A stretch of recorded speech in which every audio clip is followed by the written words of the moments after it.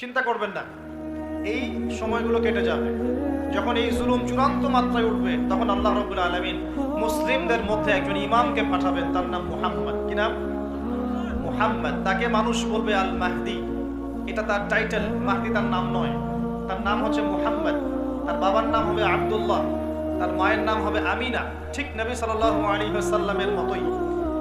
এবং তিনি মুহাম্মদ সাল্লাল্লাহু আলাইহি ওয়াসাল্লামের বংশধরদের মধ্যেই হবেন।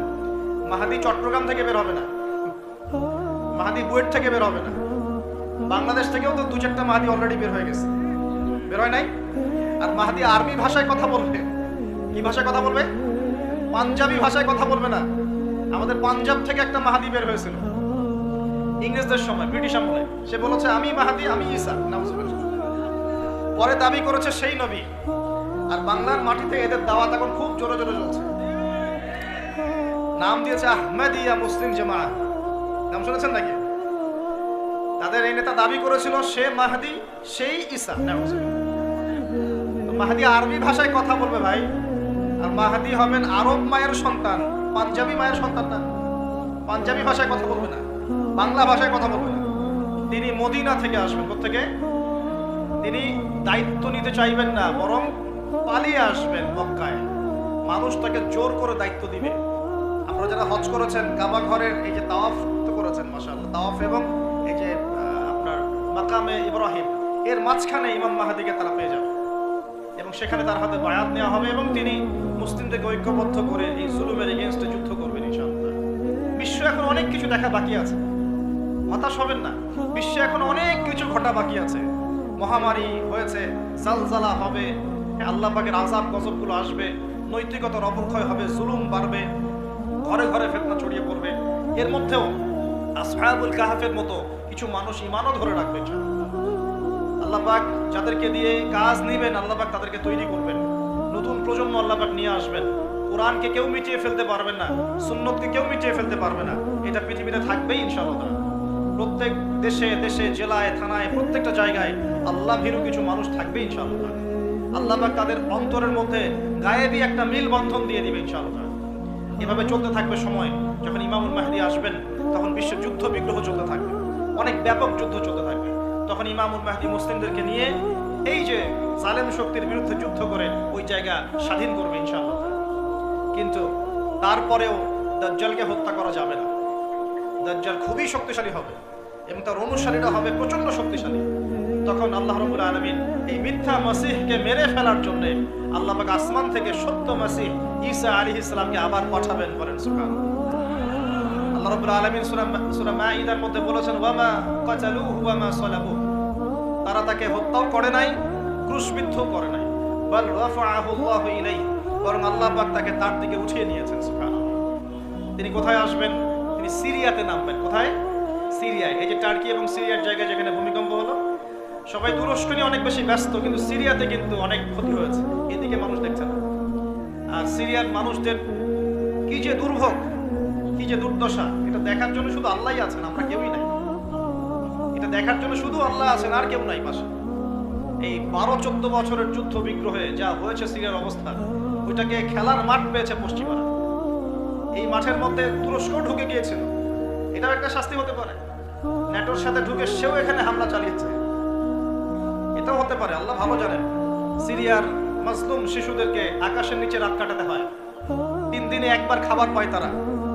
একই অবস্থা ইয়েমেনেও আছে। ইয়েমেনে যে বলা হয় যে 5 থেকে 6 লক্ষ মানুষ মারা গেছে বিগত গৃহযুদ্ধে 2010 সাল থেকে। আর সেখানে যতজন মানুষ মারা গেছে তার মধ্যে 60% হচ্ছে বাচ্চা। এই বাচ্চাদের কি দোষ ছিল? তারা কি জানতো শিয়া কাকে বলে, সুন্নি কাকে বলে? তারা কি জানে দুনিয়া কি, আখিরাত কি? তারা কি জানে কোনটা হক কোনটা বাতিল? তারা তো জানে যে মায়ের বুকের দুধ খেতে হয়, দুধের বাচ্চাগুলো দুধ পায় না, মায়েরা দুধ দিতে পারে না, খাবার নাই, দুর্ভিক্ষ। এই সংকটের জন্য কে দায়ী? আল্লাহ না মানুষ? কে দায়ী? সাহারাল ফাসাদু ফিল বাররি ওয়াল বাহরি বিমা কাসাবাত আইদিন নাস। আল্লাহ পাক বলেন জলে স্থলে যে বিপর্যয়গুলো ছড়িয়ে পড়েছে এগুলো মানুষের হাতের কামাই। কার হাতের কামাই? মানুষের হাতের কামাই। একই অবস্থা ইরাকেও ছিল, মনে আছে? সাদ্দাম হোসেনের কাছে পারমাণবিক অস্ত্র আছে বলে কত নাকি করা হলো, করে লক্ষ লক্ষ মানুষকে মেরে ফেলা হলো। পরে বললো আমরা সরি, আসলে সেখানে কোনো অস্ত্র ছিল না, we are sorry for that. তারা বলে দিল আমরা এর জন্য সরি। লক্ষ মানুষের রক্ত ঋণ শোধ হয়ে গেল। আবু গারিব নামে একটা কারাগার ছিল, এখনো আছে। ওই কারাগারের মধ্যে মুসলিমদেরকে ঢুকিয়ে যে নির্মম নির্যাতন করা হতো আপনারা জানেন না। পাকিস্তানের একজন ডক্টর মহিলা, ওই যে উনি নিউরো মেডিসিন ডক্টর আফিয়া, উনাকে মনে হয় 10 থেকে 12 বছর ধরে ওখানে নির্যাতন করা হয়েছে। আপনার বোনকে যদি একবার কেউ খারাপ নজরে তাকায় আপনার কেমন মনে হয়? আপনার মায়ের দিকে যদি কেউ একবার খারাপ নজরে তাকায়, একটা খারাপ মন্তব্য করে, আপনার কি মনে হয়? আপনার স্ত্রীকে যদি কেউ একটু গায়ে টাচ করে চলে যায়, শ্লীলতাহানি করে, টিস করে, আপনার কি মনে হবে? এরকম লক্ষ লক্ষ বোনদেরকে আমাদেরকে এরকম ধর্ষণ করা হয়েছে দিনের পর দিন। গ্যাং রেপ বলে, গ্যাং রেপ মানে একসাথে 10 জন 12 জন মিলে আমাদের বোনদেরকে ধর্ষণ করেছে। মুসলিমরা তো বললাম না, মুসলিমরা পড়ে আছে ওঠেন বসেন নিয়ে, মজা ট্রল এগুলো নিয়ে। সারা বিশ্বে যা হচ্ছে মুসলিমদের সাথে, যদি আমরা সত্যি জানতাম শান্তিতে ঘুমাতেই পারতাম, আমাদের ঘুম উড়ে যেত চোখ থেকে। বেশি বললেও সমস্যা, বেশি করলেও সমস্যা, কাকেই বলবো, কে বা বুঝবে? দেখা যায় এমন অনেক সময় হয়েছে, অনেক ভালো ভালো নেতা সমাজে এসেছে, আসার পরে জনগণকে বুঝিয়েছে, জনগণ বলেছে ঠিক আমরা তোমার সাথে আছি। যেই সেই নেতার উপর কোনো বিপদ এসেছে, জনগণ নাই, কাকে নিয়ে কি করবে না, কার সামনেই বা কি বলবো? আমাদের প্রত্যেকটা জেলা বলেন, থানা বলেন, দেশ বলেন, আনাচে কানাচে নিবেদিত প্রাণ মুসলিম ভাই তৈরি করতে হবে, যারা কাজের মানুষ, ঝোঁকে চলে না, আবেগে চলে না, ইস্যু পাগল না, আবেগে চলে না, কাজের অ্যাক্টিভ কিছু মানুষ দরকার, যারা শিক্ষিত, এডুকেটেড, যারা পরিস্থিতি বোঝে, যারা হিকমা বোঝে, যারা নিবেদিত প্রাণ, যারা অর্থ কোরবানি করার মানসিকতা রাখে, শিক্ষা প্রতিষ্ঠান গড়ে তোলে, সোশ্যাল ওয়ার্ক করে, একটা জনসংযোগ যারা গঠন করতে পারে, এমন কিছু মানুষের নেতা আল্লাহ আমাদেরকে দান করুন বলে আমি। এভাবে একদিনের মাহফিল বলেন আর ওই ইস্যু পাগল কোন ইস্যু নিয়ে লাফালাফি করে উম্মার বিজয় হবে না।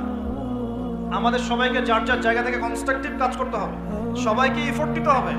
শুধু একজন দায়ীর দায়িত্ব না, একজন আলেমের দায়িত্ব না, আপনারও দায়িত্ব আছে। তো নবী সাল্লাল্লাহু আলাইহি ওয়াসাল্লাম বলেছিলেন অনেক দিন আগে, প্রায় 1400 বছর আগে, ওয়াশুরিবাতিল খুমর, বেশি বেশি মাদকদ্রব্য সেবন করা হবে, ওয়াযহরাতিল কায়নাত ওয়াল মাআজিফ, এবং প্রচুর নর্তকী গায়িকার প্রচলন ঘটবে, ঘটেছে কিনা?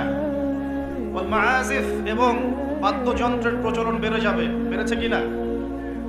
নবীজি অন্য হাদিসে বলেছেন লা ইয়াশরাবান্না আন-নাস মিন হাযিহিল উম্মাল খামর ইউসাম্মুনাহা বিগাইরি ইসমিহা, এই উম্মতের এক অংশের মানুষ মাদকদ্রব্য সেবন করবে, কিন্তু তার নাম রাখবে ভিন্ন, মাদককে মাদক বলবে না, ভিন্ন নামে সম্বোধন করবে।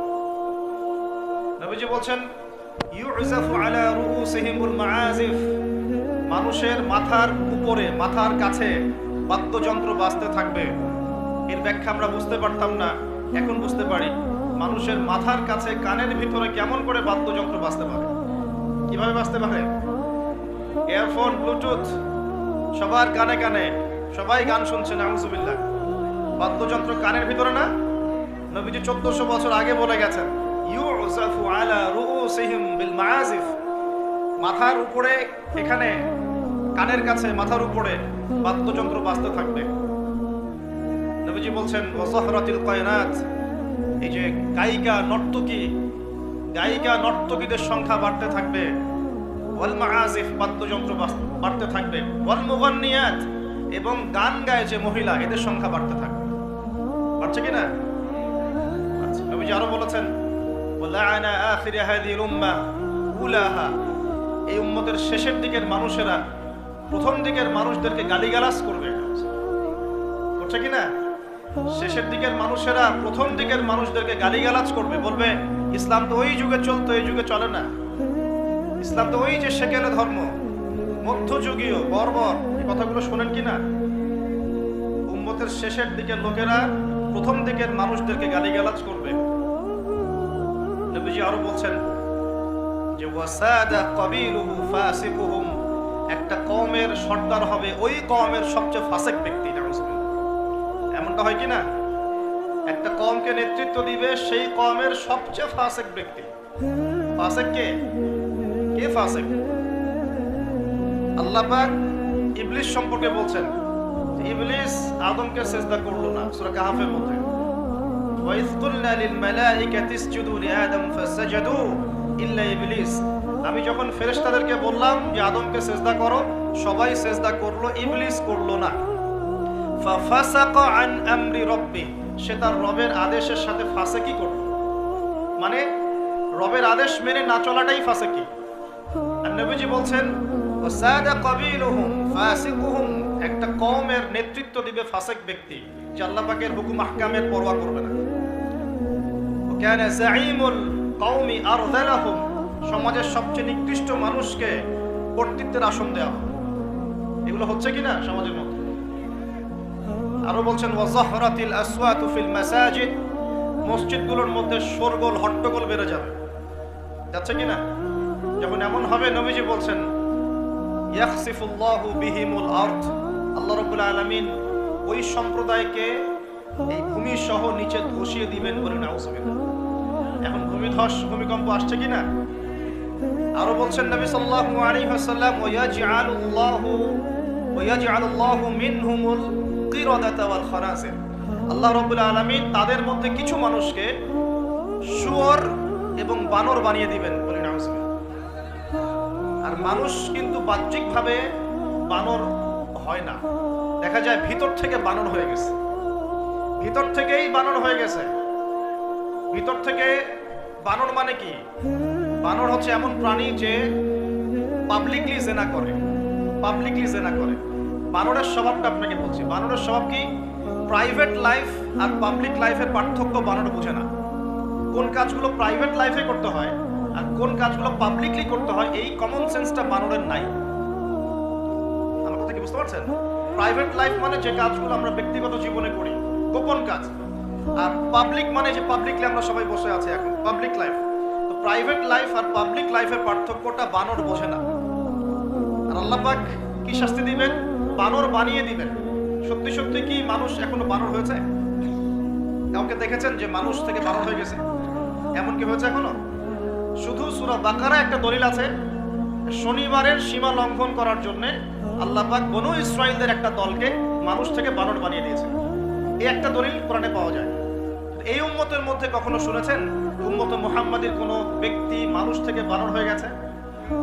এটা হতে পারে মানুষ ভিতর থেকে বানর হয়ে যাবে, অর্থাৎ পাবলিক লাইফ আর প্রাইভেট লাইফের পার্থক্য বুঝতে পারবে না। এমনটা হচ্ছে কিনা? মানুষ এখন পাবলিক লাইফ আর প্রাইভেট লাইফটা একাকার করে ফেলছে না?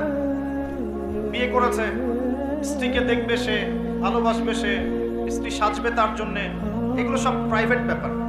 এগুলোকে মানুষ পাবলিক করে ঘুরে বেড়াচ্ছে না? বুঝতে পারছেন না মনে হয়? বাসায় শুয়ে আছেন, স্ত্রীর সাথে গল্প করছেন, প্রাইভেট বিষয়। এটাকে ফেসবুকে ছবি তুলে যারা দিল, সে প্রাইভেট লাইফটাকে পাবলিক করে দিল না? মানুষ প্রাইভেট লাইফ আর পাবলিক লাইফের পার্থক্য বুঝতে পারছে না।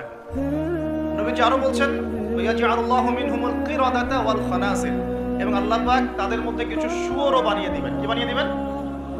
শুয়োর কেমন? ওর সামনে ভালো কিছু দিবেন, ভালো কিছু, ফ্রেশ খাবার দেন, ভালো কিছু দেন, টাটকা খাবে না।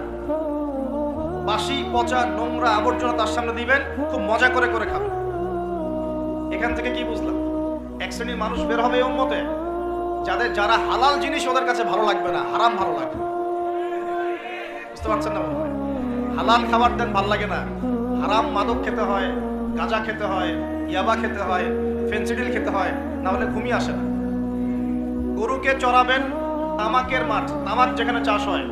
আমরা ওই যে বান্দরবন ওই এলাকার দিকে প্রোগ্রাম করতে গিয়ে দেখেছিলাম, মানে বিঘার পর বিঘা জমিতে খালি তামাক চাষ হচ্ছে, তামাক। ওই জমিগুলোর মধ্যে গরু ছাগল চড়ে না, কারণ গরু ছাগলও জানে যে এগুলো খাওয়ার জিনিস না। বুঝতে পারছেন কথা? কিন্তু মানুষ গোগ্রাসে খাচ্ছে, ডলছে, খাচ্ছে, টানছে। শুয়োর কেমন প্রাণী? যার সামনে ভালো কিছু দিলে সে খাবে না, খারাপটা দিলে আপনি খাবেন। হালাল ভালো লাগছে না, হারাম ভালো লাগছে। আল্লাহ পর্দাকে হালাল করেছেন, পর্দা ভালো লাগে না, বেপর্দামি ভালো লাগে।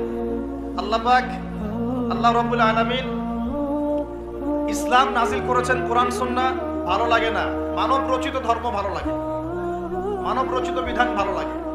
আল্লাহ রাব্বুল আলামিন হালাল খাবার দিয়েছেন, ভালো লাগছে না, খাবারটাকে ম্যানুফ্যাকচার করে ভেজাল দিয়ে খাওয়াতে হবে।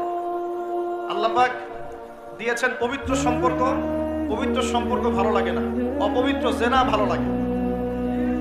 আল্লাহ পাক দিয়েছেন পবিত্র বৈবাহিক সম্পর্ক, ভালো লাগে না।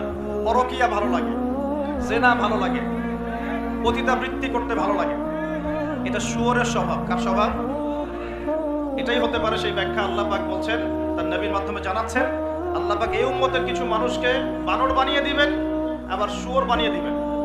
ভিতর থেকে বানর আর শুয়োর হয়ে যাচ্ছে মানুষ। আর এখন এগুলোই শেখানো হয় যে আমাদের পূর্বপুরুষকে নাকি মানব থেকে তৈরি করা হয়েছে। এই আকীদায় যে বিশ্বাস করে সে স্পষ্ট কাফের। যে এরকম কোন আকীদায় বিশ্বাস করবে সে স্পষ্ট কাফের, এবং তাকে কেউ কাফের মনে না করলেও সে কাফের। এখানে বড় বড় অনেক ওলামায়ে কেরাম আছেন, আমি আসলে তাদের সামনে কথা বলতে লজ্জা বোধ করছি। আপনারা তাদের কাছ থেকে ফতোয়া জিজ্ঞাসা করেন। কেউ যদি বিশ্বাস করে যে আল্লাহ পাক মানুষকে নিজ হাতে আদম আলাইহিস সালামকে সৃষ্টি করেন নাই, বরং মানুষ বানর থেকে আস্তে আস্তে আস্তে আস্তে মানুষ হয়েছে, এই কথা যদি কেউ বিশ্বাস করে তাহলে সে ঈমান থাকবে না কুফরি হবে? ঈমান থাকবে? কোশ্চিন কালেও না। একজনকে চার্জ করা হচ্ছে। অবশ্যই এখানে একটা বিষয় আছে, এটা হয়তো সবাই ধরতে পারছে না। এখানে কিন্তু ইস্যু কয়েকটা আছে। একটা হচ্ছে বিবর্তনবাদ, একটা হচ্ছে ইতিহাস বিকৃতি, একটা হচ্ছে সমকামিতা শিক্ষা প্রদান করা, একটা হচ্ছে ইসলামিক যে মুভমেন্ট সেটাকে সবার সামনে নেগেটিভলি উপস্থাপন করা। এরকম কিছু ইস্যু কিন্তু উঠেছে। আমরা কিন্তু ব্যস্ত হয়ে আছি এই বানর আর মানুষ নিয়ে, তাই না? এখানে বানর আর মানুষটা মূল জিনিস না। এই পুরো জিনিসটার মূল বিষয়টা হচ্ছে এমন কিছু প্রবর্তন করার চেষ্টা করা হচ্ছে যেগুলোর উপরে যদি আমাদের প্রজন্ম 10, 20, 30 বছর পড়াশোনা করে, তাহলে 20 বছর পর একটা প্রজন্ম আসবে যারা আল্লাহকেই চিনবে না। এইটা উদ্দেশ্য ছিল, এটা উদ্দেশ্য। আরেকটা বড় উদ্দেশ্য হচ্ছে ইতিহাসকে বিকৃত করা। খেয়াল করে দেখবেন, ফরায়েজি আন্দোলন, হাজী মোহাম্মদ শরীয়তুল্লাহ, তিতুমির, এই যে ইংরেজ বিরোধী বিপ্লবে যারা সর্বোচ্চ নেতৃত্ব দিয়েছিলেন, আলহামদুলিল্লাহ, তাদের নামগুলো আস্তে আস্তে আস্তে আস্তে কিন্তু মুছে ফেলার চেষ্টা করা হচ্ছে।